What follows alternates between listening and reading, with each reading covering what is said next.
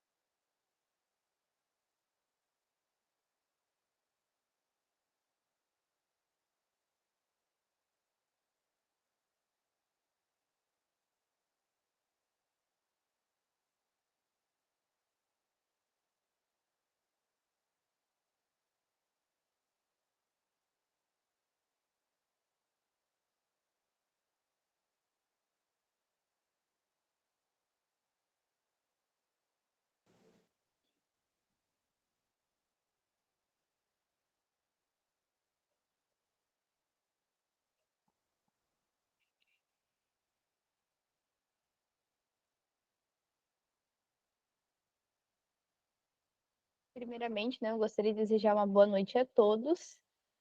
Meu nome é Brena e eu vou estar fazendo a mediação, durante a banca dessa noite. Eu estou com a conta da FEBIC conectada em dois servidores, um está com o microfone e o outro está com a imagem, tá, pessoal? Mas aí qualquer coisa eu vou fixando aqui para sempre estar puxando a imagem corretamente para vocês. Então, relembrando a todos, meu nome é Brena e eu farei a mediação da sala. Antes de iniciarmos, então, eu gostaria de estar apresentando para vocês o nosso vídeo introdutório da FEBIC, tá bom? Vou transmitir aqui para vocês.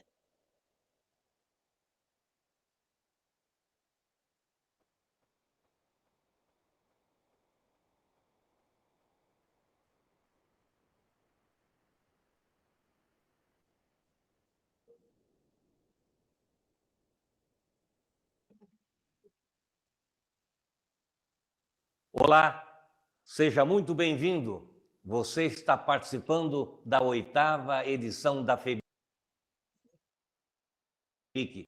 em sua etapa virtual. Essa etapa é chamada de banca virtual, pois basicamente é um espaço para você apresentar sua pesquisa aos avaliadores que compõem a banca. São todos excelentes em suas diversas áreas e estão aqui para contribuir para o seu crescimento. Fique tranquilo e tenha uma ótima experiência conosco.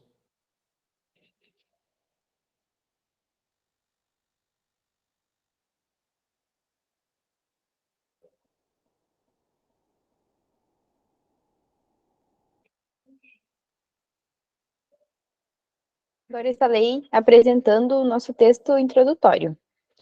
A Feira Brasileira de Iniciação Científica, a FEBIC, ela é promovida pelo Instituto Brasileiro de Iniciação Científica, o IBIC, em parceria com a Secretaria Municipal de Educação e Formação Empreendedora da Prefeitura de Pomerode, contando também com o apoio de diversas instituições privadas e governamentais de nossa região. A FEBIC vem ao encontro de importantes conceitos educacionais, pois estimula a realização e execução de projetos científicos e promove na busca da solução de problemas cotidianos. O pensar criativo e inovador, a utilização de novas tecnologias, a percepção do meio ambiente, a sustentabilidade e principalmente o conhecimento. Para essa edição, a FEBIC realizará sua 8ª edição em formato híbrido, sendo a primeira etapa virtual e a segunda etapa totalmente presencial, sediada no município de Pomerode, ao lado da nossa querida Jaraguá do Sul. Nesta semana, também proporcionaremos atividades paralelas ao evento. Fiquem atentos ao site e redes sociais oficiais da FEBIC 2023. Então, antes de iniciarmos, a apresentação, eu gostaria de estar relembrando algumas regras para o bom andamento da sessão. É muito importante que os microfones permaneçam desligados e ligar somente quando for solicitado ou durante a apresentação do próprio projeto. Para questões importantes, relacionadas exclusivamente às apresentações e problemas técnicos, o chat poderá ser utilizado a todo momento. Caso tenham alguma dúvida, algum questionamento, vocês podem estar inserindo ali no chat, que eu estarei respondendo vocês ali no chat mesmo, ou também posso estar comunicando a equipe, administrativa do evento. A presença dos estudantes é obrigatória em todo momento de apresentação. Haverá lista de presença para emissão de certificados, que eu estarei fazendo toda a chamada ali antes das apresentações de vocês e o controle da permanência de vocês aqui na sala. Caso o estudante perca a conexão durante a apresentação do projeto, o outro integrante deve dar continuidade. Para projeto individual, será aguardado um tempo de até 2 minutos para o estudante retornar à sala virtual e prosseguir com a sua apresentação. Nesse caso, o estudante não retorna nesse prazo de 2 minutos, a gente dá continuidade, Se ele for individual, a gente chama outra equipe e quando ele retornar, a gente continua de onde parou, aí coloca ali no final da lista, ou se não, os demais integrantes podem dar sequência à apresentação. O uso da câmera será obrigatório para os estudantes comentarem e responderem possíveis questionamentos aos avaliadores e também nos 5 minutos das considerações finais, após a apresentação do vídeo. Para os avaliadores, habilitar a câmera será opcional. Então, antes de iniciarmos, eu gostaria de perguntar a vocês se vocês têm alguma dúvida.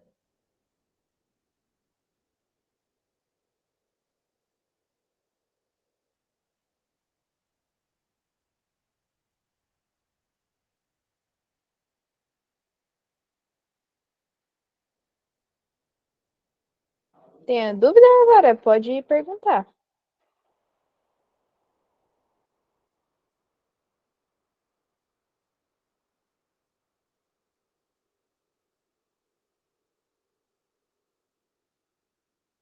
Eu não entendi se ela não quis dizer que entendeu, mas tudo bem. Ah, tá. Não, o tempo que vocês vão utilizar ali para as considerações finais, aí fica a critério de vocês, tá? A gente disponibiliza até 5 minutos, aí vocês decidem o tempo que vocês vão utilizar. Agora, então, eu gostaria de convidar, os avaliadores da noite para que eles possam estar se apresentando na banca. A avaliadora Daiane, por gentileza. Olá, boa noite. Boa noite. Meu nome é Daiane Artal, eu sou engenheira de produção e eu executo a função de analista de PCP na VEG. É um prazer estar com vocês essa noite, pessoal. Boa noite a todos. Obrigada, agradeço a participação. Agora eu passo a palavra, então, para o avaliador Vinícius. Oi, boa noite. Eu Boa sou licenciando em Química no 8º semestre e também sou secretário escolar em Pomerode. Obrigado. Avaliador Tobias, por gentileza. Oi, boa noite. Meu nome é Tobias. Eu sou engenheiro eletricista, atuo na VEG, com outra colega Daiane também, na área de qualidade. Já há 23 anos na função de elétrica e de máquinas e equipamentos. Desejo uma boa noite e bom trabalho a todos os alunos. Obrigado. Obrigada, agradeço ao vereador. Agora, então, iremos dar início à banca. Estarei agora fazendo a apresentação da primeira equipe, que é apresentar essa noite. Identificado com o ID 410 e tendo como título do projeto Papinhão, papel reciclado com casca de pinhão. Apresentado, pelos estudantes Juan, Henrique e Lara Cristina. Os estudantes se encontram presentes? Sim, eu me encontro presente. Sou a Lara. Sim, eu também. Da escola, são alunos da escola Senai. Vou estar agora, então, apresentando o vídeo de vocês.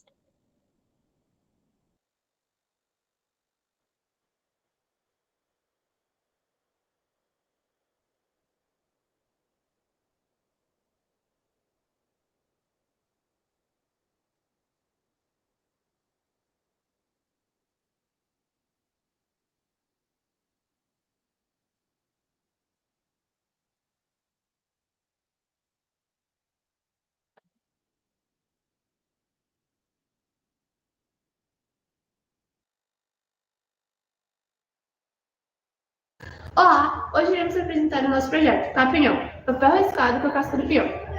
Eu sou a Lara. E eu sou o Juan. E nós somos alunos da Iniciação Científica da Escola S São José. A nossa ideia surgiu depois de analisarmos como a atual produção de papel reciclado gera resíduos químicos na natureza, o que acaba poluindo as águas dos nossos ecossistemas. Também percebemos como a casca do pinhão, um recurso regional, não tem um destino correto para o seu descarte, e é um produto que poderia estar sendo reutilizado, tendo em vista que a sua composição química é muito parecida com a da madeira, a mesma que é utilizada na produção do papel. Com isso, pensamos em pegar esses dois resíduos que são descartados, unindo para a construção de um novo produto. Objetivos: desenvolver uma metodologia de produção de papel sustentável utilizando papel reciclado da casca do pinhão.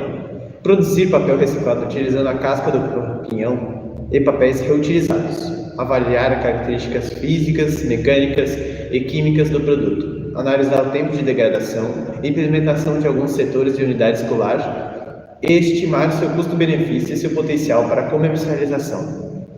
Iniciamos a nossa metodologia realizando uma pesquisa bibliográfica sobre a casca do pinhão e papel reciclado. Depois, iniciamos o processo de preparação do nosso papel, onde picamos ele em vários pequenos pedaços e colocamos ele submerso na água. Com a ajuda de um mixer, trituramos em vários pequenos pedaços e deixamos de repouso. Já o processo de preparação do pinhão, pegamos as cascas e deixamos no forno por 90 graus por 2 horas. E depois colocamos ele num mixer e trituramos e depois peneiramos. Já com a casca pronta, juntamos a casca, a massa que estava de repouso e colocamos numa tela para secar. Depois é só retirar o papel seco da tela. Com o nosso papel pronto, a gente vai realizar uma série de testes físicos para testar se ele é rasgável, se ele é escrevível, se ele é biodegradável. E também a gente vai realizar vários testes sociais em ambiente escolar, para ver se nosso papel tem a aceitação do público. Principais hipóteses. A partir de recursos que seriam descartados, como a casca do pinhão e o papel, pode-se criar uma forma mais sustentável para a produção do papel. Papelão, sacos de papéis, etc. O papel produzido supra a necessidade do papel convencional. O tempo de degradação do papelão será menor que o papel industrial. A função da casca do pinhão dentro da receita é preencher as rugosidades do papel, garantindo assim uma folha mais lisa e plana. Além da função estrutural, a casca do pinhão também vai garantir uma coloração diferente no nosso papelão, que será um grande diferencial na hora de vender o nosso produto. No futuro, a nossa equipe espera que o nosso método de produção seja aplicado em indústrias, para que assim a gente consiga produzir outros tipos de produto a partir do nosso papelão, como papelão, como sacolas de papel e também a folha de papel em si.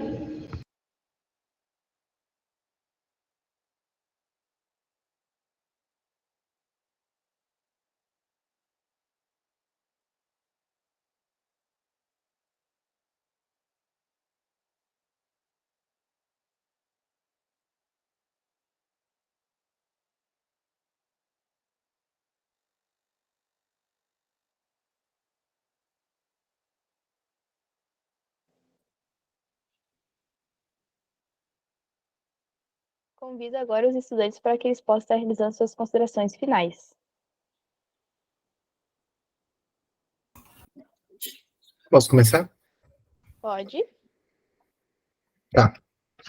A nossa intenção com o papelão é escrever um futuro sustentável, transformando a força da natureza em papel reciclado e deixando um rastro verde de preservação por onde passamos. Venha conosco nessa jornada. De pinhão em pinhão, a natureza é preservada. Papelão é a solução. Além da importância ambiental, com o uso de materiais que seriam descartados, como a casca do pinhão e o papel reciclado, a água utilizada na produção do nosso papelão é proveniente de uma cisterna já existente na nossa escola. E outro ponto bem importante no papelão é a movimentação social e geração de empregos que a sua produção gera. Porque a gente pode coletar o papel reciclado de locais corporativos, como escolas ou empresas, ou a gente também pode procurar catadores de lixo e de papel para receber esse tipo de material. Então, ao final de tudo, com o papelão, a gente pretende criar uma forma mais sustentável e econômica para produzir papel reciclado. E, de quebra, ainda conseguir gerar empregos em diversos setores da indústria. Bom, É isso. Eu espero que vocês tenham gostado do nosso projeto e aguardo agora a avaliação de vocês. Alguma dúvida?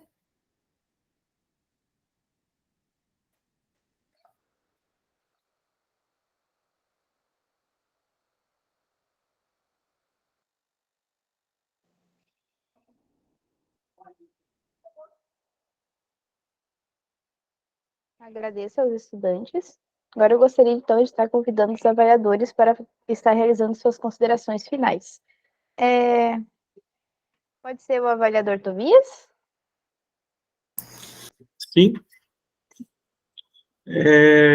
Primeiramente, parabenizar vocês pela pesquisa. Acho que é legal esse cunho pesquisador e desbravador, assim, que vocês têm já desde o começo. Eu já fui também na época de estudante, fiz algumas pesquisas e elogio muito os estudantes que já começam nesse caminho.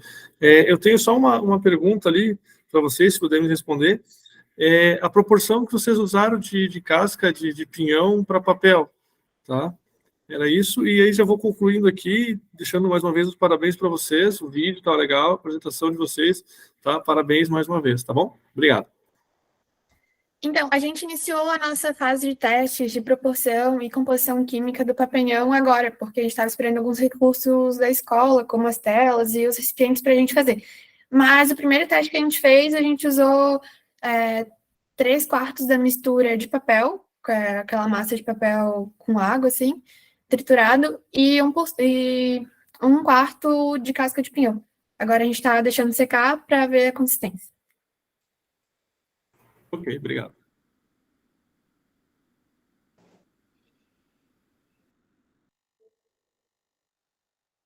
Agradeço ao avaliador Tobias. Agora eu gostaria de convidar a avaliadora Daiane, por gentileza.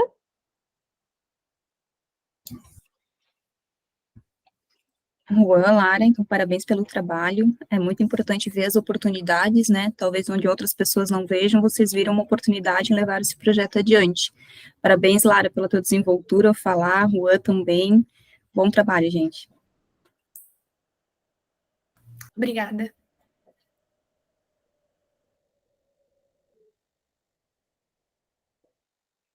Agradeço a avaliadora.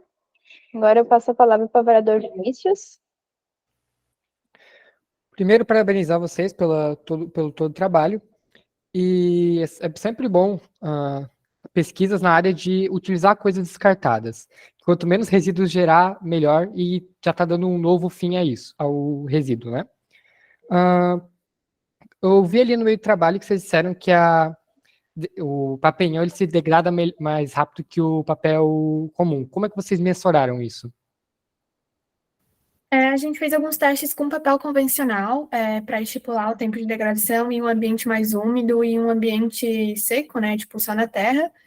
E a gente estima que por conta dele já ter sido submerso na água e ele tá com a casca do pinhão ali, ele vai ter um tempo de pelo menos, a gente acredita que tipo é um mês mais ou menos para o papel se degradar num ambiente comum. A gente espera que pelo menos em 2 semanas ele já esteja degradado ou já tenha pelo menos se dissipado um pouco mais no ambiente. E como a gente vai usar a maioria dos elementos que não poluem a natureza, tipo o papel, depois que ele é submerso na água, ele perde um pouco ali, por exemplo, da tinta, a gente consegue fazer com que ele seja mais biodegradável que o papel convencional. Certo, obrigado. Agradeço ao avaliador. Né? Agradeço, na verdade, todas as observações realizadas pelos avaliadores e gostaria também de parabenizar, né, os estudantes pela elaboração do projeto. Agora, então, daremos continuidade, chamando a segunda equipe da noite.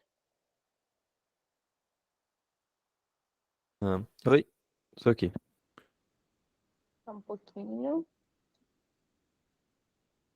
Deu uma oscilada aqui na internet. Aí, já deu certo. Então, identificados, né, com o ID 429 e tendo como título do projeto Protótipo do Stream Deck de baixo custo. Acessibilidade e eficiência ao alcance de todos. Do IFPR, são estudantes do IFPR, e esses estudantes é Matheus Henrique de Oliveira, um estudante. O estudante já se apresentou ali, né? Eu verifiquei que ele tinha dito que já estava presente. Então, eu vou dar início agora ao vídeo de apresentação.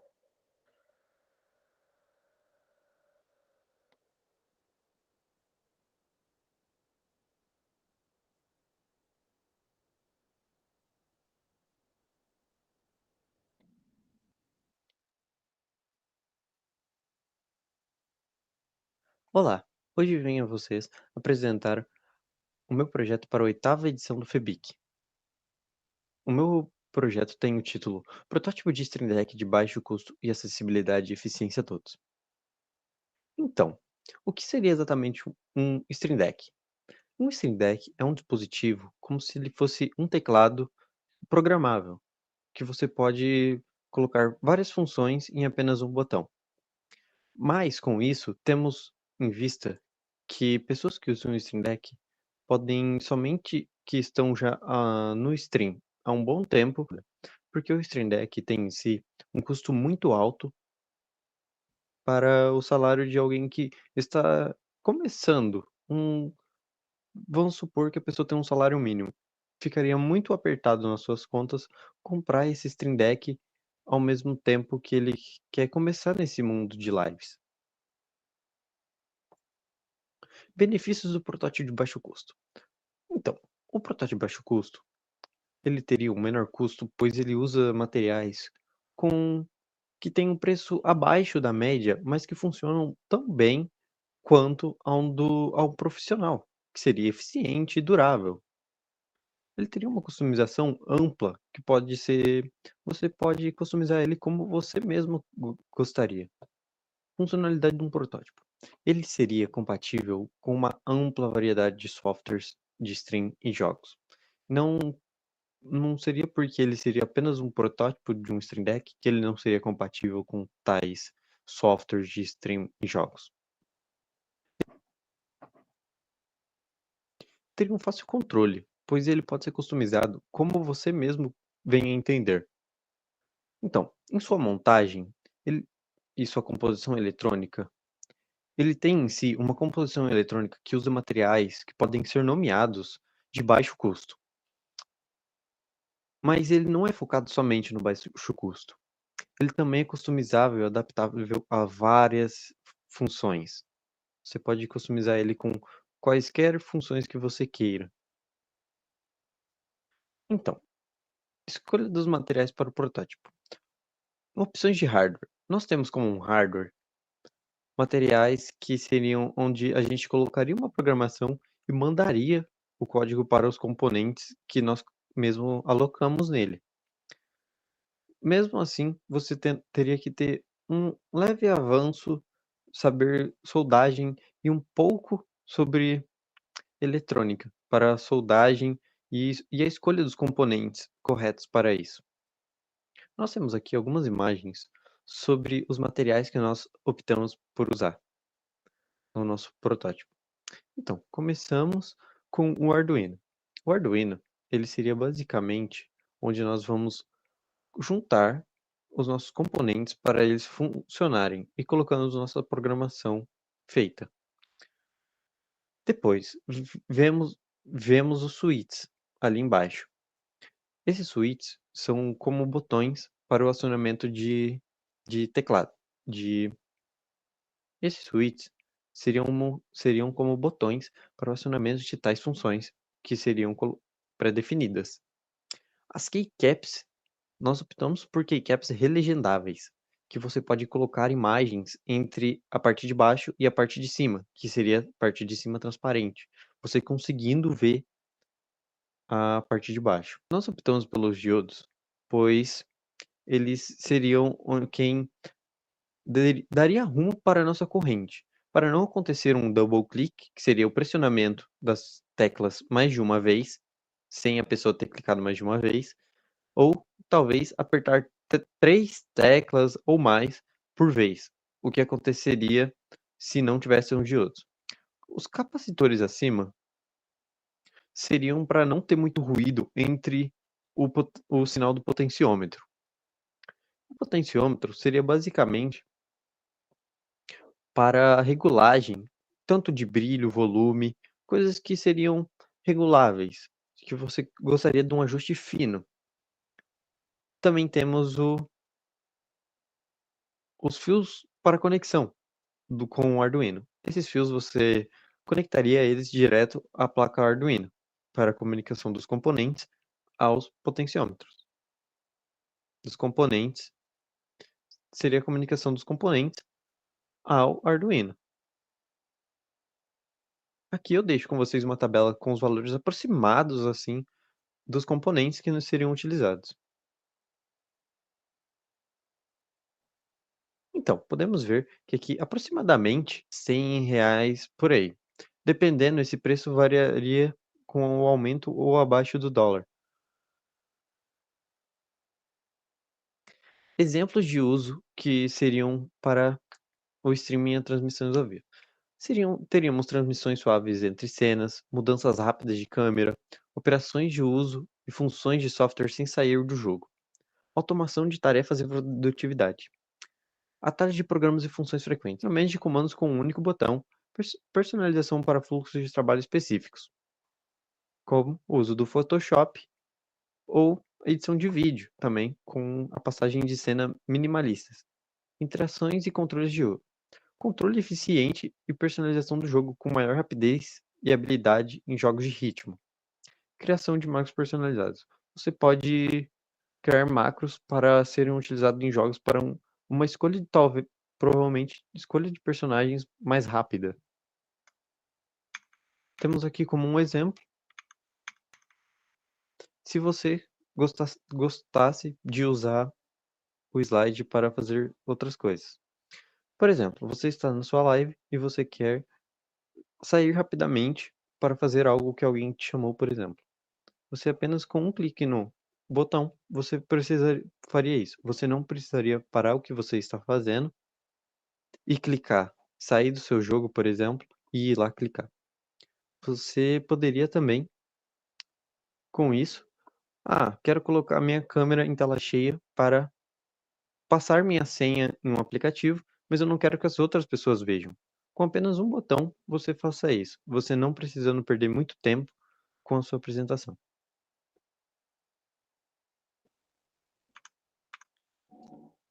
Então, temos como conclusão que esse trabalho ele é esperado que essa solução do Steam Deck de baixo custo torne essa tecnologia mais acessível a um amplo público, que mais pessoas possam ter essa tecnologia que queiram começar nesse ramo de stream, de gravação de vídeos, etc. Também espera-se que ela confira com a maior operacionalidade para usuários com limitações motoras, tanto visuais, pessoas com deficiência visual, você poderia fazer keycaps que tivessem letras em braille por cima, por exemplo. Assim promovendo a inclusão de todos. E venho aqui desde já, agradecer por vocês assistirem esse vídeo. Muito obrigado e até mais.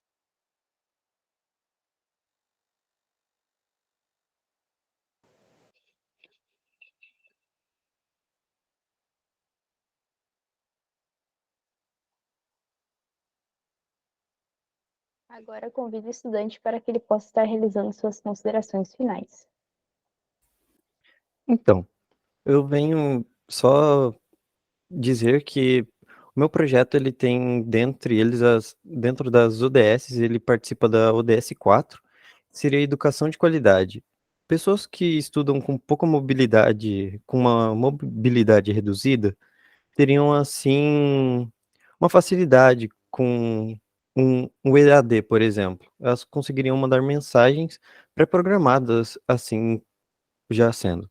Também tem a ODS 9, que seria Indústria, Inovação e Infraestrutura, e também a ODS 10, que seria a redução de desigualdades, porque pessoas com salário abaixo não conseguiriam comprar o Stream Deck assim sendo. Eu acredito que seja isso e estou aberto a perguntas.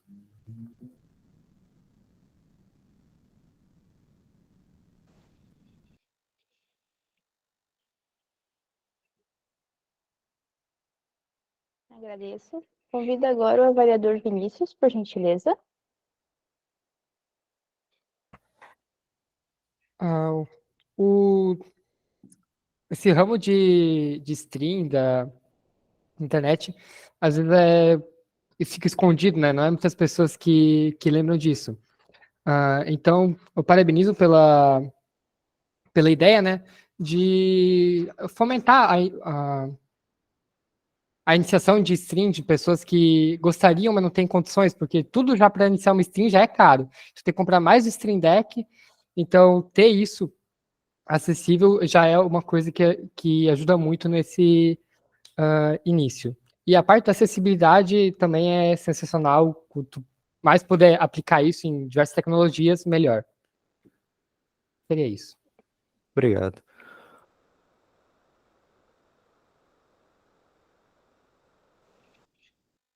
Agradeço ao avaliador.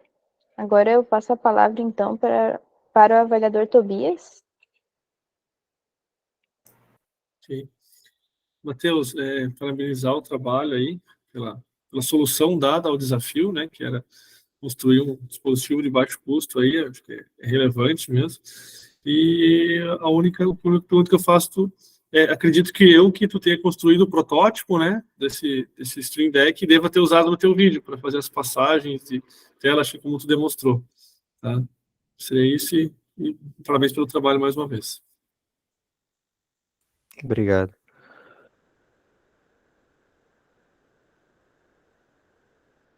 Agradeço. Agora eu passo a palavra para a avaliadora Daiane, por gentileza. Matheus, bom trabalho, muito bem apresentado, com vários detalhes. Talvez uma dica que eu possa te dar é referente ao custo, né? Você referencia muito a parte do custo, que ele é um baixo custo. Talvez fazer uma comparação com a média de mercado, um percentual ali, só para quem está olhando o teu trabalho ver esse percentual de diferença, né? Mas está muito bom. Parabéns pela iniciativa. Obrigado.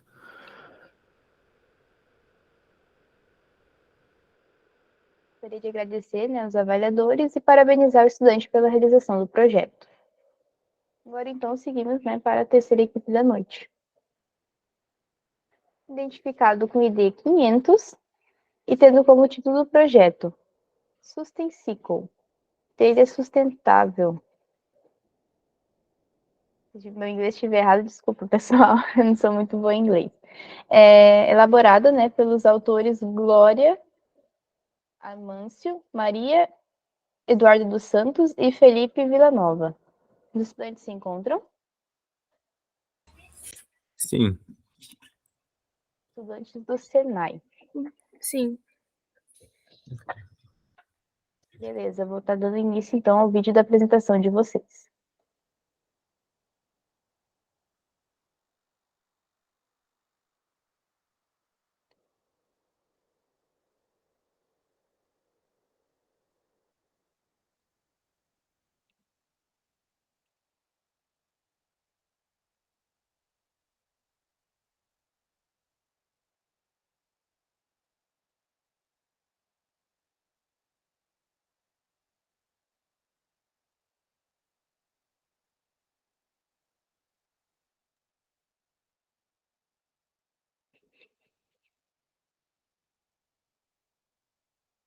Você sabia que 87 milhões de toneladas de ovo foram produzidas no mundo em 2021?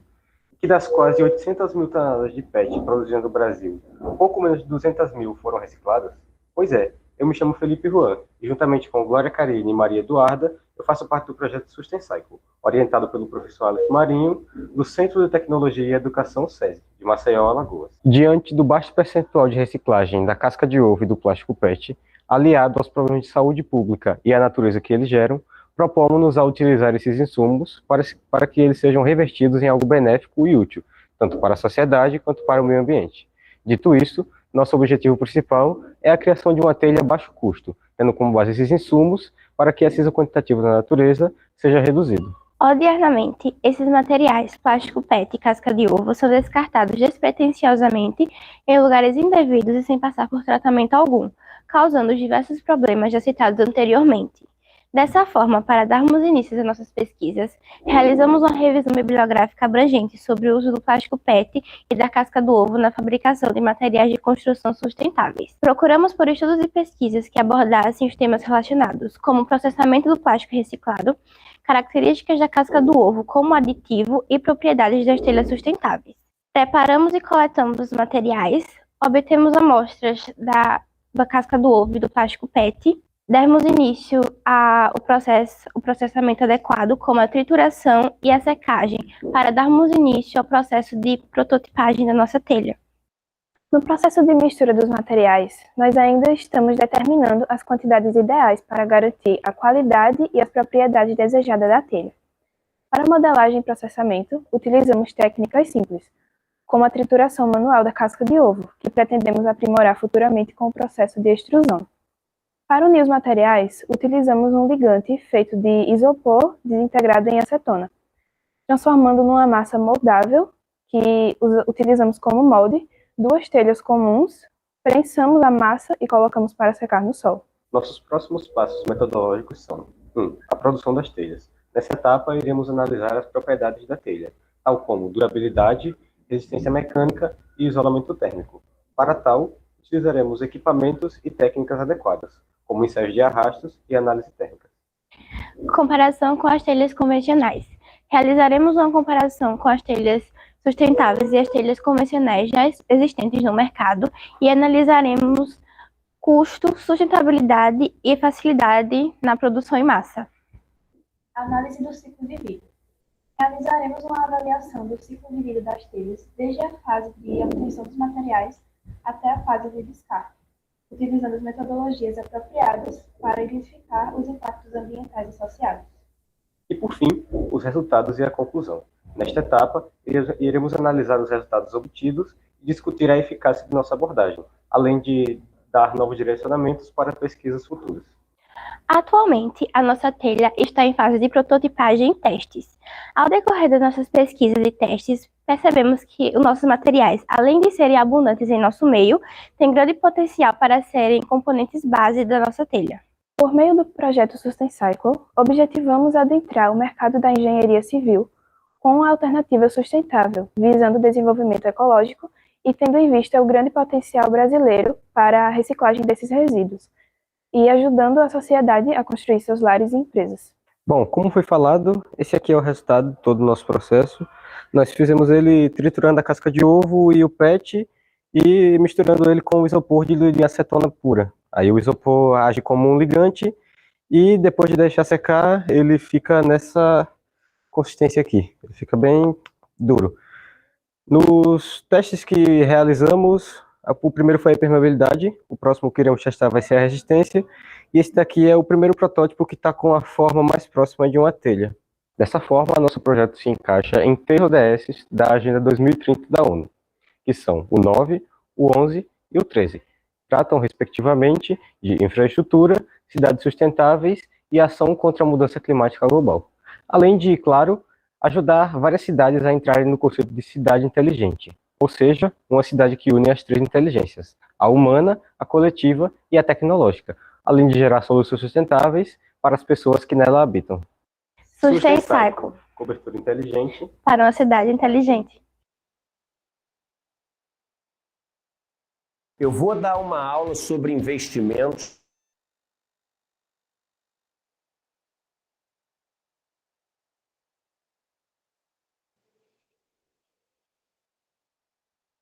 Convido agora os estudantes, para que eles possam estar realizando suas considerações finais. Bom, inicialmente eu gostaria apenas de corrigir um equívoco que eu cometi no vídeo, que foi na primeira parte da metodologia. Onde eu falei em ensaios de arrasto, na realidade a intenção era falar em ensaios de tração. Esse ensaio, basicamente, no caso de nossa telha, como você pode ver, se ela fosse passar por um ensaio de tração, seria aplicada uma força desse lado e outra força desse lado, para ver até onde ela aguentaria antes de se quebrar. Isso fornece dados sobre a durabilidade e resistência dela. Após submetermos o nosso projeto da FEBIC, nós realizamos um teste de absorção, onde primeiro nós pesamos a nossa telha, que deu um peso de 106 gramas, depois deixamos ela submersa na água, e depois, quando nós pesamos, deu um peso de 119 gramas, ou seja, ela absorveu 13 ml de água. Mas nós acreditamos que isso aconteceu devido à quantidade de material sólido na nossa telha, ou seja, a casca de ovo e PET. Nós realizamos também o teste de absorção com uma telha de barro convencional. Primeiro colocamos ela na balança e o peso deu de 106 gramas. Colocamos na água pelo mesmo período de tempo, de 1 hora e 18 minutos. Depois pesamos novamente e deu um peso de 117 gramas, ou seja, ela absorveu 11 ml de água. Nós também fizemos o teste de resistência da nossa telha, jogando ela de uma altura de 2 metros. A telha de barro quebrou na primeira queda e a nossa quebrou na terceira queda. Bom, apenas falando, nossas hipóteses principais são que a produção de telhas utilizando PET e casca de ovo como matéria-prima irá reduzir o quantitativo desses resíduos no meio ambiente, além de, claro, diminuir a dependência de recursos naturais não renováveis, contribuindo assim para a sustentabilidade. Dessa forma, a Sustencycle atua no mercado de engenharia civil, categoria essa que faturou 3,5 milhões no segundo semestre de 2022 e vem crescendo. Obrigada pela atenção. Vocês têm perguntas?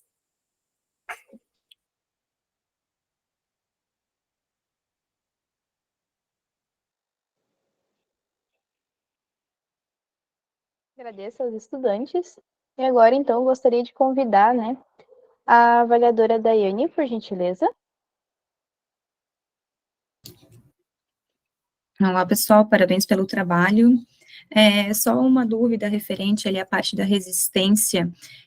Como que vocês executaram esse teste da resistência ali, que na conclusão de vocês foi que a telha normal seria de uma queda, né, e a telha proposta por vocês na terceira queda? Se vocês puderem só comentar rapidamente, mas muito bom trabalho, pessoal, obrigada. Bom, nós medimos a altura com uma trena comum e nós jogamos de uma altura de 2 metros, num lançamento livre, as duas telhas, a nossa e a de barro. A de barro quebrou na primeira queda e a nossa quebrou na terceira queda.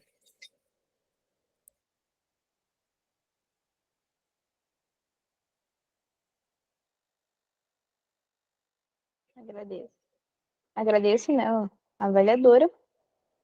E agora eu gostaria, então, de convidar o avaliador Vinícius, por gentileza.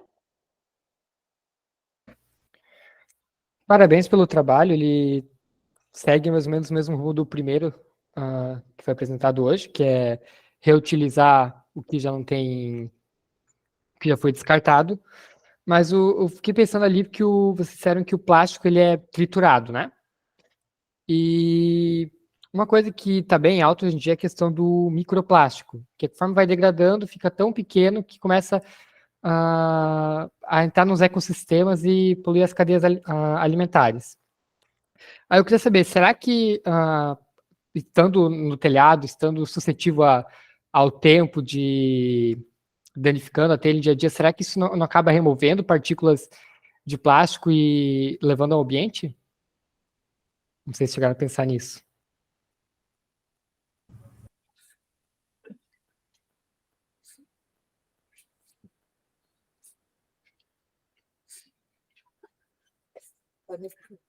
Bom, primeiramente, nós pensamos em outras formas de realizar o nosso projeto também, mas até agora essa foi a que nós investimos mais, mas também tivemos a ideia de utilizar a fibra de coco, o bagaço da cana e papelão para a realização das nossas telhas.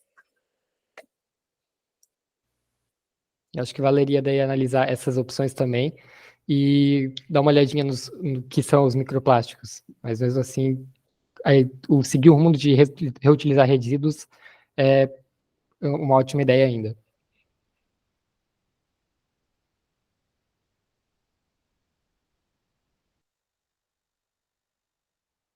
Agradeço ao avaliador. Convido agora o avaliador Tobias, por gentileza. Ok, primeiramente aí deixar os parabéns para o time, acho que o trabalho tem relevância grande, porque hoje em dia a gente não pode mais também estar extraindo tudo do meio ambiente, acho que temos que ter a nossa parcela de compromisso em estar reciclando tudo e o trabalho vai bem no rumo do que se prega hoje, que se espera, né, de uma sociedade ecologicamente correta e que preza pelo meio ambiente. Então, deixo meus parabéns aqui. A maioria das dúvidas já foram sanadas no vídeo, os questionamentos respondidos pelos outros colegas, tá bom?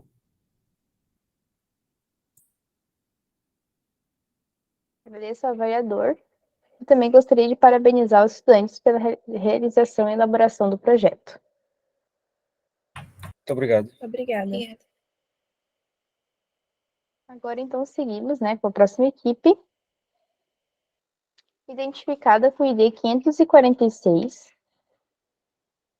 da instituição ETEC Trajano Carvalho, tendo como título do projeto Comparação entre a técnica de espectroscopia de impedância eletroquímica e do CAS, teste, utilizado pela indústria na avaliação da resistência à corrosão, elaborada pela estudante Mariana Vitória do Nascimento.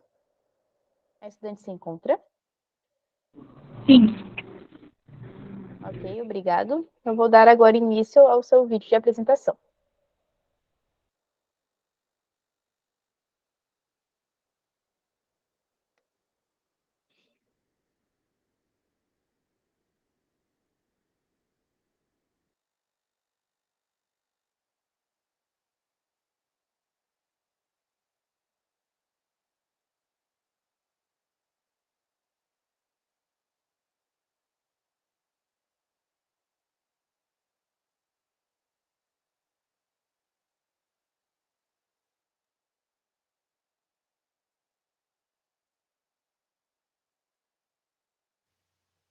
Olá, meu nome é Mariana Vitória do Nascimento e sou autora da comparação entre a técnica de espectroscopia de pendência eletroquímica e do CAS teste, utilizado pela indústria na avaliação da resistência à corrosão. O projeto vem sendo desenvolvido na ETEC Trajano Camargo, em Limeira, São Paulo, e orientado pela mestre Jéssica Macedo e pelo Dr. Yuri Meyer. Ao consumirmos qualquer produto, um dos fatores que devemos sempre colocar como prioridade é a nossa segurança. E isso se torna ainda mais intenso no setor automobilístico. Afinal, caso esses produtos não estejam seguros para nós consumirmos, eles podem colocar vidas em risco, além de causar um déficit econômico. Pensando nisso, as rodas são um dos itens do carro que, caso sua resistência esteja comprometida, ela tem um grande potencial para causar futuros problemas. Como as rodas são feitas de ligas metálicas, elas são propícias à deterioração por conta da corrosão. Pensando nisso, surge a problemática: como é avaliado a resistência à corrosão? Atualmente, o tipo de teste de avaliação à resistência à corrosão mais empregado pela indústria é o CAS teste, que é o teste de spray de sal acelerador de cobre.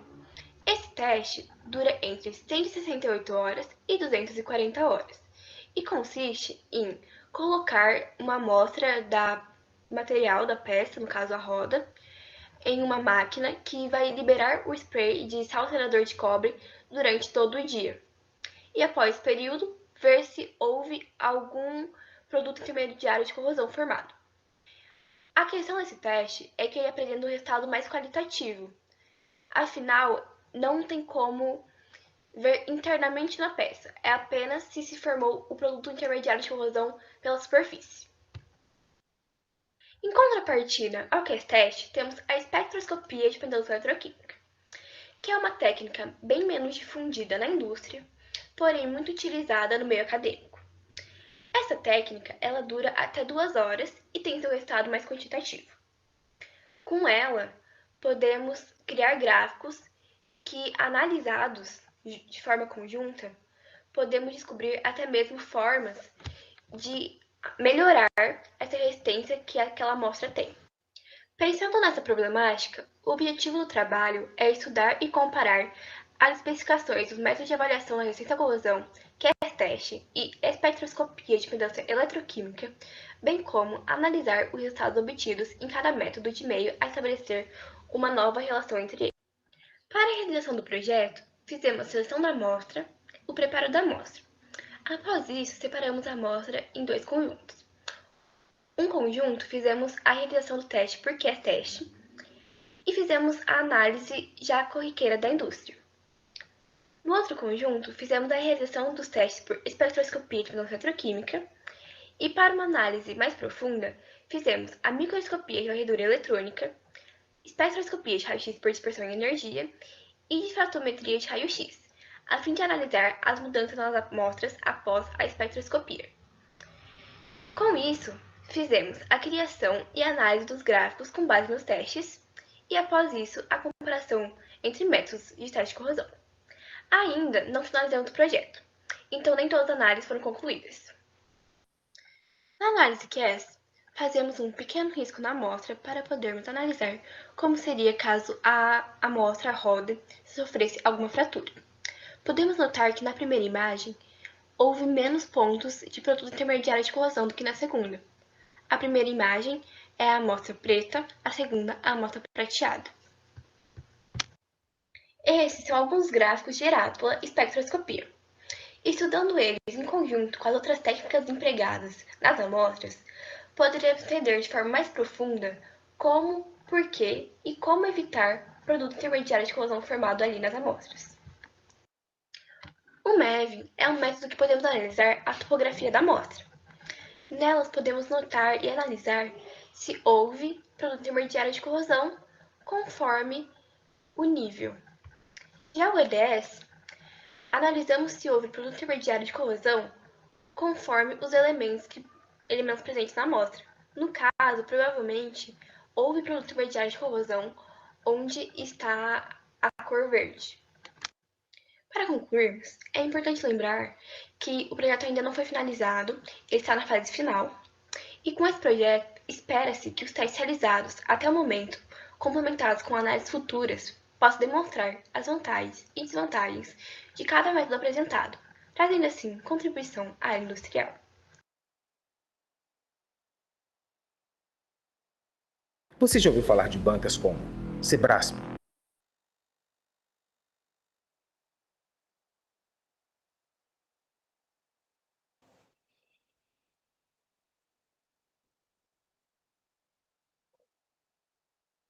Convido agora a estudante para que ela possa estar realizando suas considerações finais.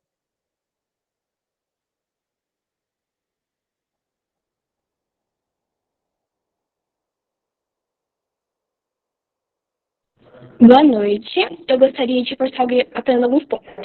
O projeto ele tem como objetivo estudar as vantagens de cada método em relação ao custo, gastos de agentes. Afinal, um dos métodos ele chega a utilizar caminhões-pipas de água, toneladas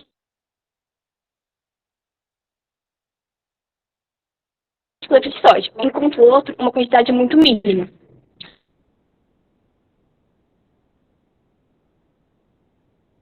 Além disso, expor para a indústria que o método acadêmico gera oportunidade de estudar a liga de forma ampla,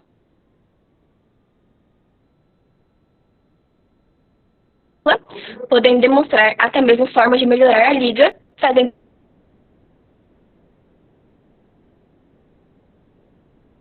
maior segurança aos consumidores. Obrigada.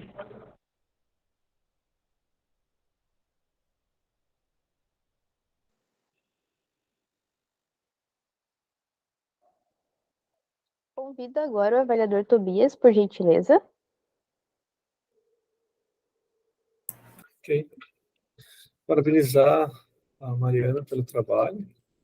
Tá? Acho que no ramo de, sempre na indústria, trabalhos que combinem a redução de tempo, de processo, ou de insumos, né? Como no caso ela comentou, que tem redução de água, podendo alterar os métodos, tem sempre relevância, né? Eu só, pode ser uma falha minha, mas não ficou muito claro para mim a conclusão das comparações do teu método, mas agora estou explicando um pouco na tua fala, eu consegui perceber essa diferenciação entre os métodos que eles possam ter, tá bom? Muito obrigado.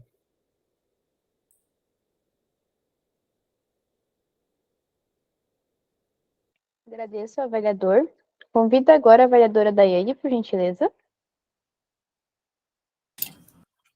Olá, Mariana, parabéns pelo trabalho. Nível de detalhe, né, muito bom. Você conseguiu ampliar a tua visão para muitas coisas, né, para alguém que não conhece, talvez muito bem o intuito, mas ficou bem claro ali, até concordo com o Tobias, faltou talvez esse detalhezinho ali no final, mas você explicando depois foi o suficiente para nós entendermos. Parabéns.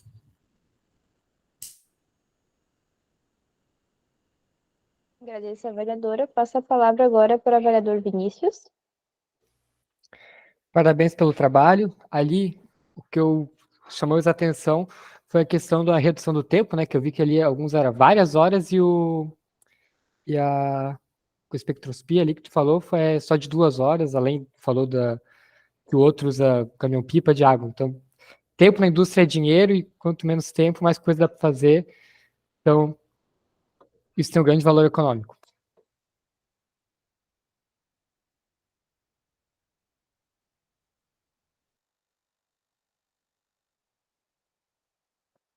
Gostaria de agradecer ao avaliador e parabenizar, né, a estudante pela elaboração do projeto.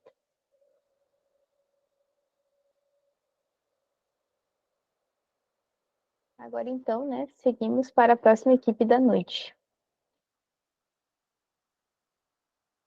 Tendo como identificação o ID 561, e o título do projeto é Hidrômetro Inteligente, uma abordagem para o uso eficiente da água.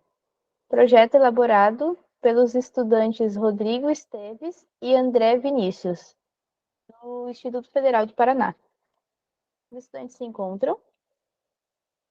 Sim. Sim. Ok, obrigado. Agora, então, eu vou dar início ao projeto de vocês.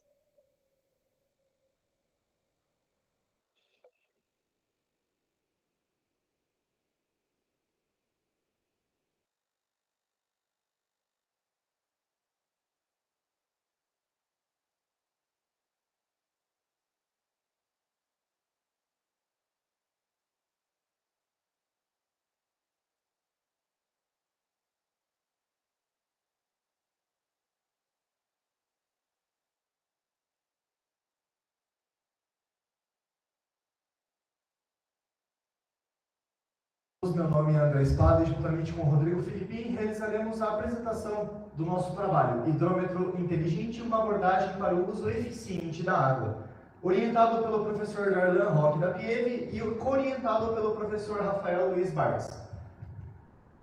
Inicialmente realizaremos uma breve introdução sobre a necessidade deste protótipo.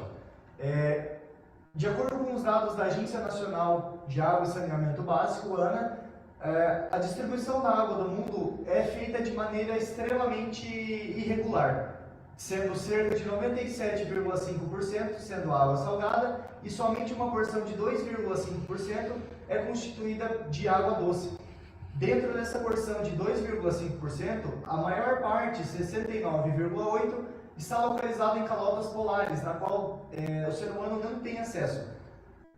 Uma porção de 29% está localizado em águas subterrâneas e somente uma porção de 0,3% é constituída em lagos e rios, na qual o ser humano tem acesso e pode utilizar para consumo ou, por exemplo, na agricultura. Então, de acordo com esses dados, podemos observar que a necessidade de um consumo racional deste recurso é extrema, né? Então, devido a essa baixa quantidade de água que temos para a nossa utilização da humanidade, é de extrema importância que realizemos este consumo consciente deste recurso, né? Também objetivando uma preservação ambiental. Bom, ter a utilização dos hidrômetros convencionais é algo indispensável hoje em dia, mas ter a automação dele para poder possuir algo como um hidrômetro inteligente também é uma melhoria muito boa, que vai significar muito tanto na economia do próprio indivíduo e também na conservação dos recursos hídricos, aonde vai ajudar de diversas formas a preservar os recursos já mencionados anteriormente.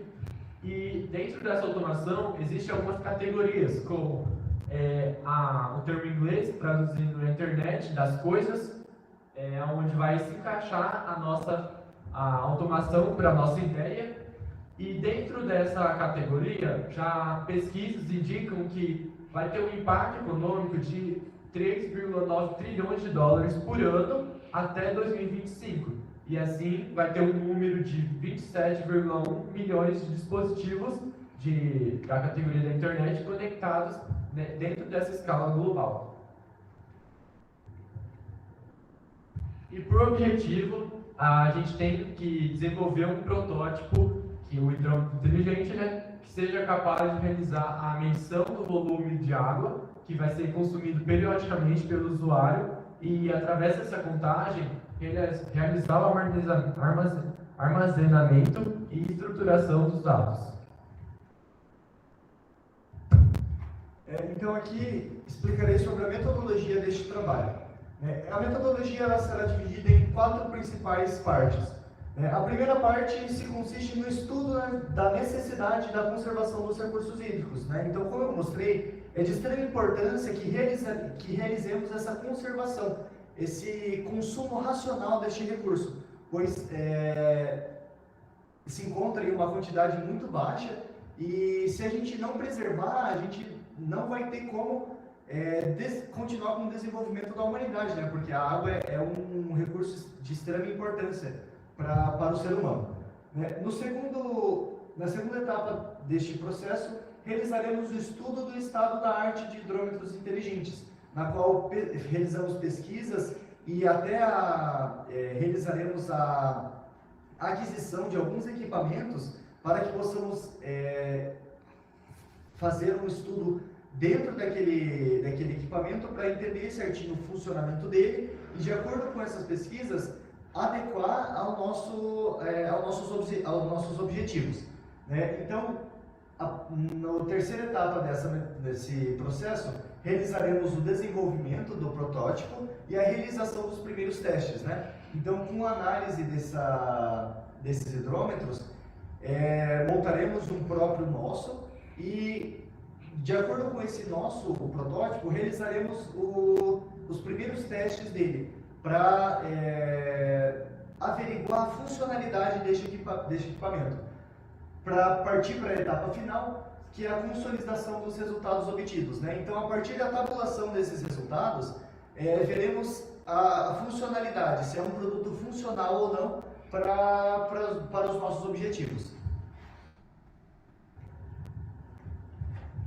Bom, sobre as considerações finais, é importante frisar aqui sobre o protótipo, que a gente tem por objetivo criar um protótipo nosso, onde ele, em um curto período de tempo, faça uma medição de água, uma medição da água do indivíduo com mais precisão e também sobre as coletas de dados, onde vai ter toda essa coleta igual um hidrômetro convencional, porém com uma ideia de ser em um curto período de tempo. E também é importante que durante esse processo a gente encontrou algumas dificuldades, como o custo dele, onde em comparação ao hidrômetro normal, o hidrômetro inteligente ele acaba tendo um custo mais elevado, e também sobre as pesquisas, onde encontrar respostas sobre a nossa ideia, sites como o Google Acadêmico acabou tendo baixa resposta para a gente, ou então o desenvolvimento de uma ideia onde fica armazenado os valores que vão ser como resposta para o indivíduo, e também a gente deixa em aberto para pesquisas futuras, onde a gente encontrou alguns problemas, como a detecção de vazamentos e o monitoramento da qualidade da água, para que se alguém quiser alguma outra ideia, quiser poder melhorar essa parte. Assim, damos por finalizada a nossa apresentação. Agradecemos a atenção de todos e muito obrigado.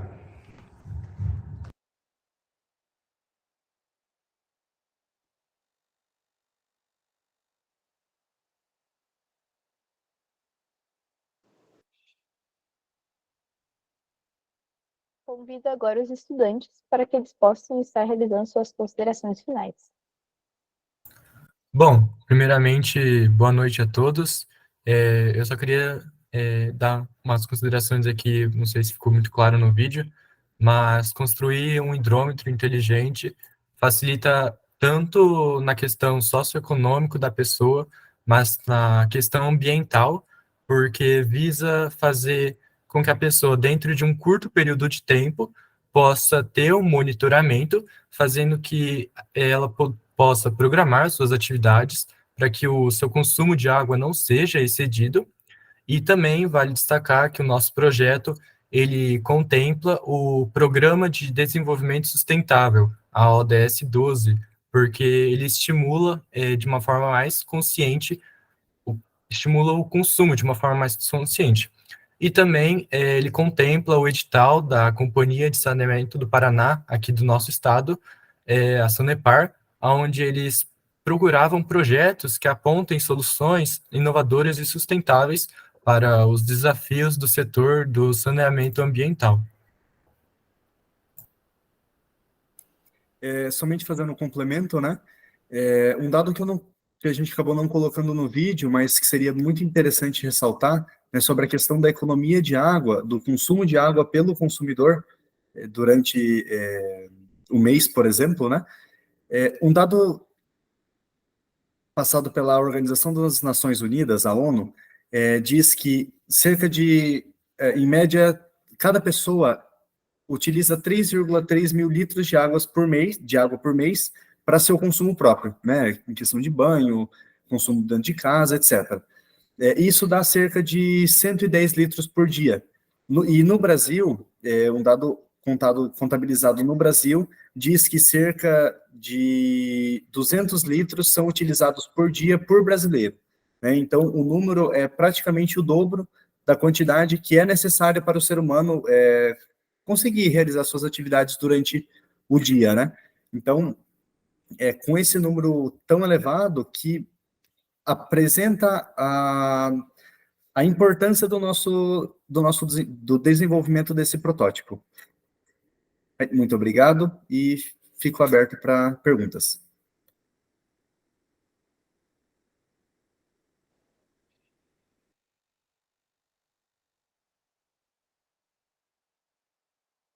Agradeço aos estudantes. Convido agora o avaliador Vinícius, por gentileza. Gostaria apenas de parabenizar o grupo pelo tema do trabalho, né? Que a água está cada vez sendo mais preocupante a situação que a gente está se encaminhando, né? Então, a economia de água, acho que é um dos temas mais urgentes dos últimos tempos. Parabéns. Muito Agradeço obrigado. ao avaliador. Convido agora o avaliador Tobias, por gentileza.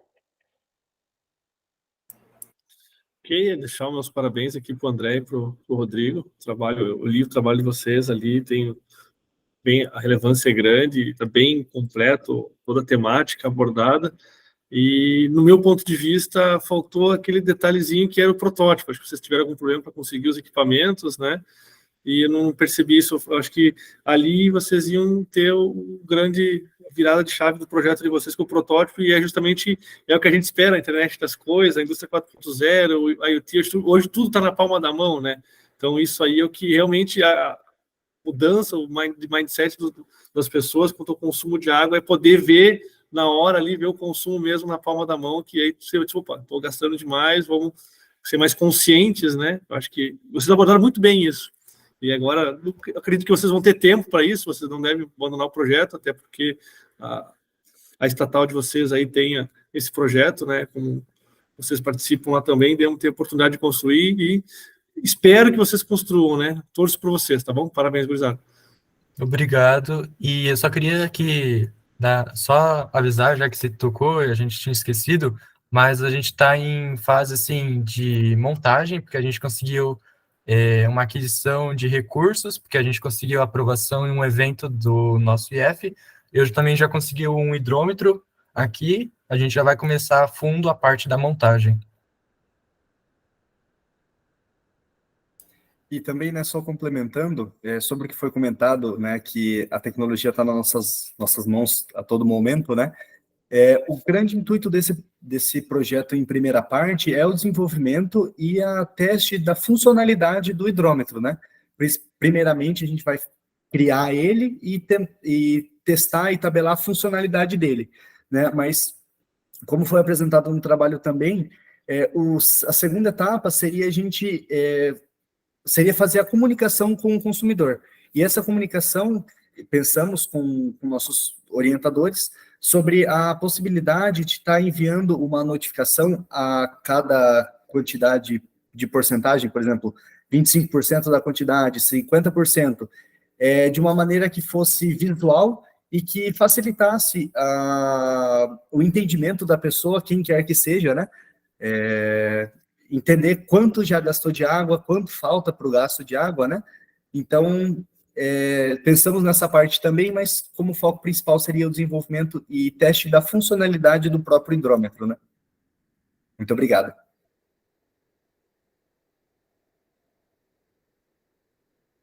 Agradeço a avaliadora. E agora eu gostaria de convidar a avaliadora Daiane. André Rodrigo, parabéns. Eu acho que tudo que nós monitoramos, né, a gente consegue tomar uma ação em cima. Então, mostrar realmente o quanto nós consumimos, semanalmente, diariamente, todas as pessoas vão conseguir tomar uma ação em cima disso, né? Então, o monitoramento é um caminho para realmente ações efetivas. Parabéns pelo trabalho. Muito obrigado. Obrigado. Agradeço a avaliadora. E também gostaria de parabenizar, né, os estudantes pela elaboração do projeto. Agora, então, seguimos, né, para a próxima equipe da noite, identificados com o ID 573, tendo como título do projeto Teclado Acessível, da Escola SESI, o projeto elaborado pelos estudantes Eric Terra, Lucas Duarte da Rocha e Henrique da Silva Carlos. Os estudantes se encontram? Sim. Ok, agradeço. Agora, então, vou dar início à apresentação do vídeo de vocês.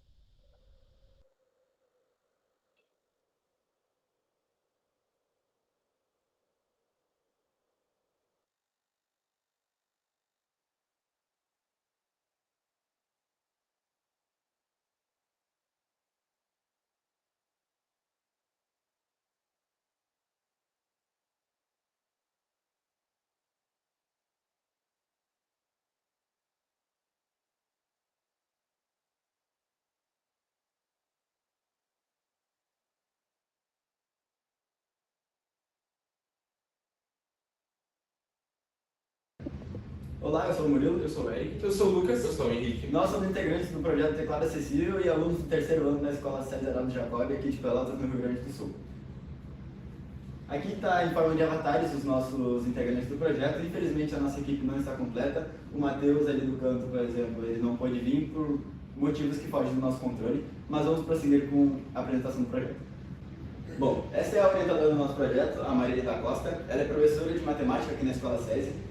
E esse é o coordenador do nosso projeto, Cassiano Busato, que também é professor aqui na Escola SESI, porém. O objetivo principal do nosso projeto é levar a experiência musical completa para pessoas não ouvintes. Isso seria feito através de vibrações.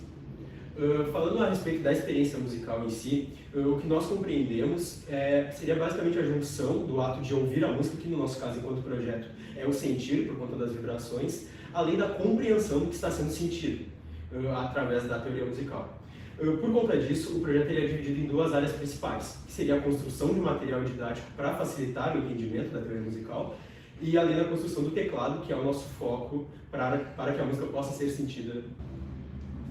Bom, eu sou estudante de piano clássico e isso me fez responsável pelo material didático. Esse material ele é baseado nos meus estudos de quando iniciei e também de informações tiradas de professores de música. Como esses materiais serviram para mim iniciar, eles também vão servir para as pessoas que não têm nenhuma afinidade com o instrumento.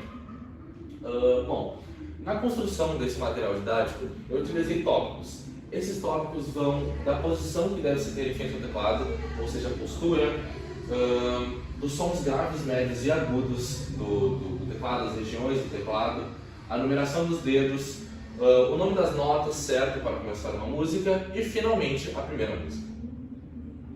Então, eu vou falar sobre o nosso protótipo, o nosso produto em questão, que é o teclado, e ele consiste em um teclado comum de 3/8 que levará a vibração até uma pessoa não ouvinte, até uma pessoa surda, o que será mostrado mais pra frente.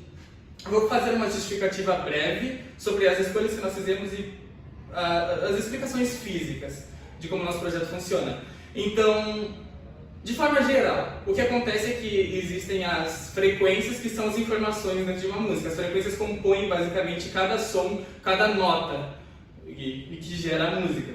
Então essas frequências são oscilações que acontecem no ar, por exemplo, e chegam até o cérebro de uma pessoa. Então a pessoa, sei lá, uma pessoa qualquer está tocando um teclado e o alto-falante daquele teclado irá emitir uma frequência, irá emitir uma oscilação que chegará até o cérebro de uma outra pessoa e o cérebro irá transformar aquela frequência no que nós conhecemos como som. E é essa região do cérebro afetada em pessoas com deficiência auditiva e a área que nós vamos trabalhar e tentar satisfazer de outra forma com as vibrações. Então, como as frequências elas se tratam de oscilações, elas também geram vibrações. Elas são oscilações que se dão no ar e essas oscilações elas vibram. Aqui eu utilizo um material, uma referência teórica para explicar sobre, e nós temos uma tabela composta por notas musicais, aqui na esquerda, e logo ao lado as frequências em hertz. Então, quanto mais grave for uma nota, começando pelo nosso Fá sustenido aqui, menor é a frequência. E essa nota irá vibrar mais. Quanto mais aguda for uma nota, que seria o Fá, a última nota da tabela, maior a frequência e menor a vibração. Então, as vibrações elas são inversamente proporcionais às frequências e quanto mais grave for uma nota, mais ela irá vibrar, mais ela irá ser significativa. Bom, esse é o protótipo em questão, o teclado em questão, e basicamente aqui nós temos as notas graves, as notas mais graves do instrumento, e aqui as notas mais agudas do instrumento. Este aqui é o dispositivo que nós escolhemos, que nós adaptamos, e que vai servir como ponte, ou veículo, e para levar as frequências ou as vibrações até a pessoa não ouvinte que estará tocando o instrumento. Esse fone está ligado em paralelo com o alto-falante do teclado, e sendo que o fone também consiste em um alto-falante, só que de caixinha de som. Então toda vez que eu tocar uma nota no instrumento, essa nota irá soar aqui no teclado, e irá soar também no fone. A diferença é que o fone ele não produz frequências que possam ser transformadas em sons, elas não são intensas o suficiente para serem transformadas em sons, mesmo as do teclado são intensas o suficiente para ser transformadas em som. Porém, existe uma equivalência entre essas frequências e as notas não soarão desafinadas ou algo do tipo. Toda vez que eu tocar uma nota qualquer no teclado, essa nota irá soar no instrumento musical e a pessoa que vai estar ligada ao fone irá sentir em forma de vibração. Esse fone ele vai ser conectado na região do peito, do tórax da pessoa, porque é a região mais sensível ao tato, e então haverá um dispositivo para prender o alto-falante, o fone, na região do peito. Tendo em vista os elementos já apresentados anteriormente, nós partimos para a metodologia, onde nós, enquanto grupo, entramos em contato com a Escola Especial Professor Alfredo Dube e trabalha especificamente com pessoas não ouvintes e alguns outros tipos de deficiência. Dentre todos os tópicos abordados na visita, eu vou ressaltar 4 que eu considero como os mais relevantes para o momento. A primeira coisa é que a música ela já é um elemento presente na vida das pessoas não ouvintes. Em um contexto de festa, por exemplo, essas pessoas buscarão se aproximar de caixas de som, para que assim elas possam sentir a vibração e poder dançar, por exemplo, através do ritmo sentido. Outro ponto muito relevante é que, assim que nós apresentamos a proposta para as pessoas que lá estudam, especialmente crianças, gerou uma empolgação muito grande com a ideia de poder sentir a música realmente, de existir uma aproximação. Foi até um momento que gerou muita emoção para nós, porque realmente fazia sentido tudo aquilo. Outro ponto, que é um contexto mais histórico, é que a aceitação da comunidade surda em relação à música vem crescendo, justamente porque antes era visto como algo desnecessário ou simplesmente não presente. Então, o que significa muito mais as tecnologias que estreitam essa relação. E por fim, realmente no fim da reunião, foi nos apresentada a ideia do fone adaptado, pela diretora Fabiane, que já foi apresentada anteriormente. A ideia do fone que vai carregar a vibração até o peito, justamente por ser uma região mais sensível. Bom, chega ao fim do nosso vídeo. Muito obrigado.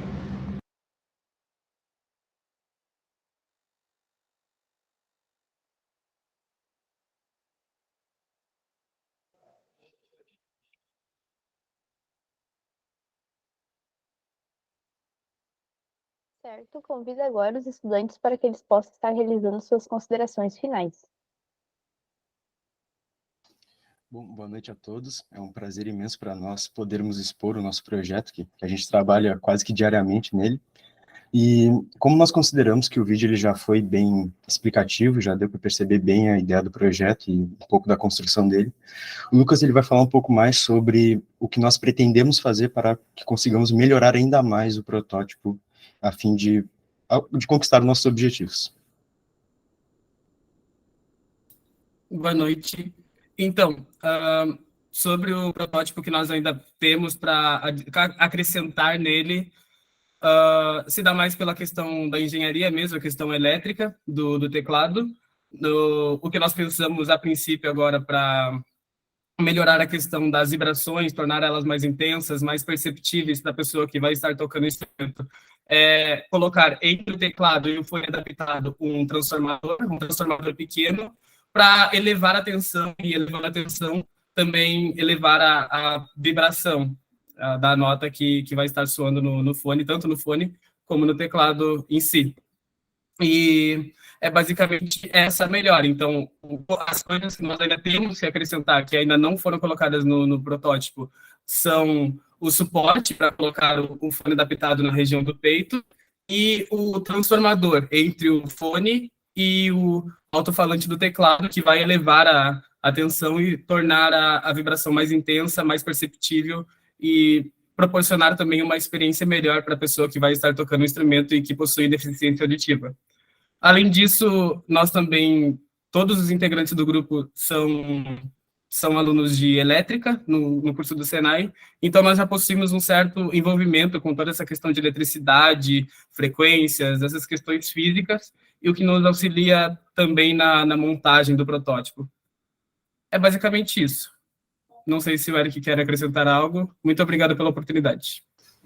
Só finalizando, também todos os integrantes do grupo possuem uma certa afinidade com a música, então o processo de trabalhar no projeto para nós é muito prazeroso, porque é algo que nós experimentamos constantemente, e essa ideia de poder levar esse algo para outras pessoas que têm uma relação um pouco mais conturbada, um pouco mais difícil, e aí existe o projeto para justamente estreitar essa relação. É isso.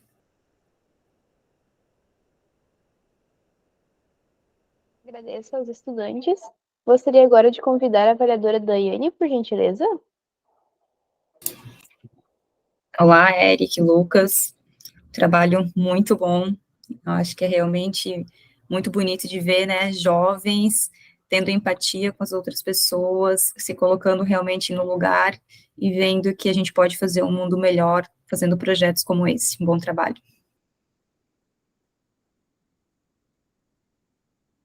Agradeço a avaliadora. Passo a palavra agora para o avaliador Vinícius.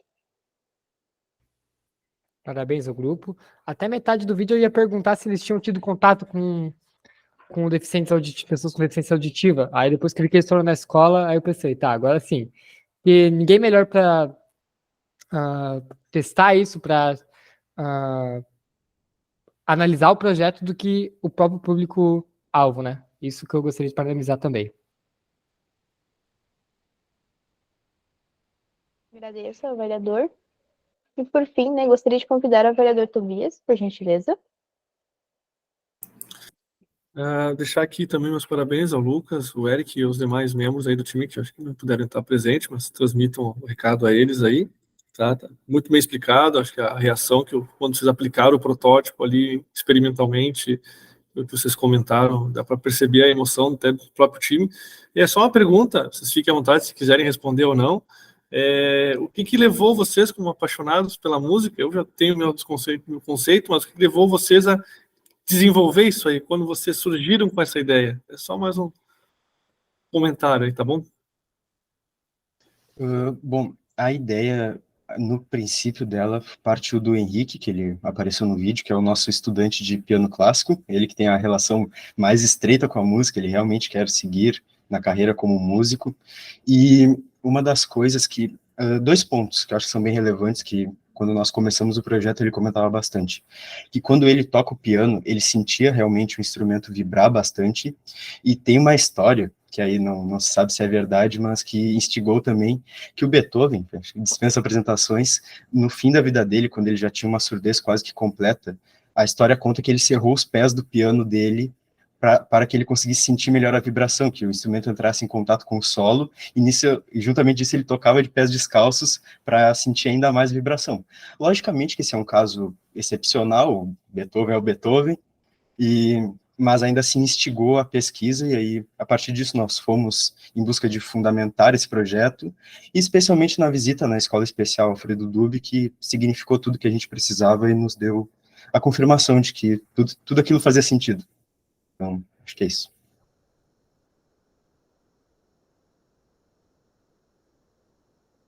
Agradeço ao avaliador. E também, né, gostaria de parabenizar os estudantes.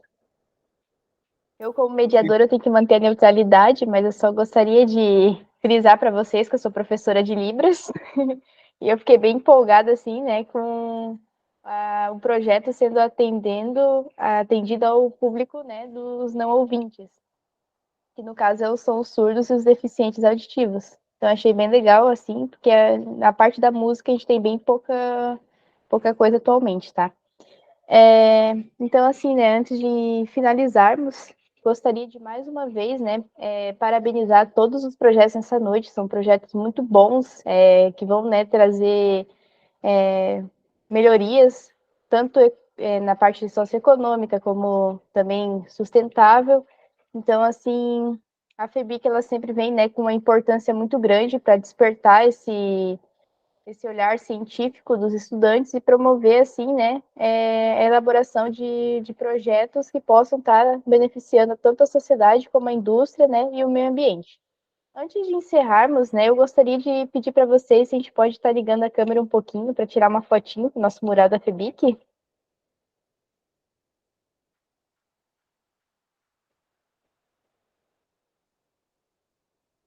Já é uma tradição nossa. Esperar só mais um pouquinho, ele tem umas câmeras desligadas para ver se mais alguém vai ligar também.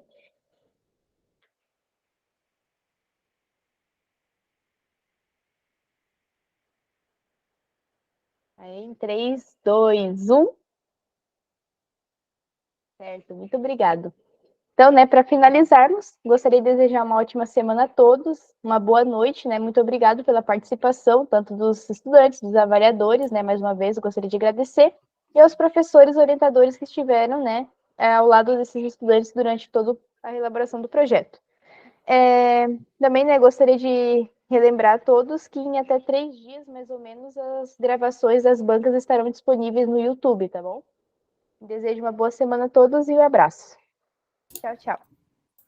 Muito Tchau, obrigado. tchau. Boa noite. Boa noite. Tchau, obrigado. Valeu. Boa noite a todos.